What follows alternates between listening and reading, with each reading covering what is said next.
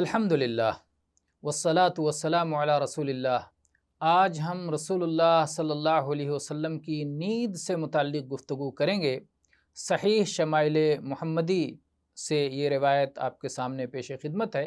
برا ابن عازب رضی اللہ عنہ بیان کرتے ہیں کہ نبی کریم صلی اللہ علیہ وسلم جب اپنے بستر پر تشریف لے جاتے تو آپ اپنے داہنے رخسار کے نیچے اپنا دایاں ہاتھ رکھتے اور یہ دعا پڑھتے، رب قنی عذابک یوم تبعث عبادک، اے اللہ اپنے عذاب سے مجھے محفوظ رکھنا اس دن جس دن مرنے کے بعد دوبارہ اپنے بندوں کو اٹھانا۔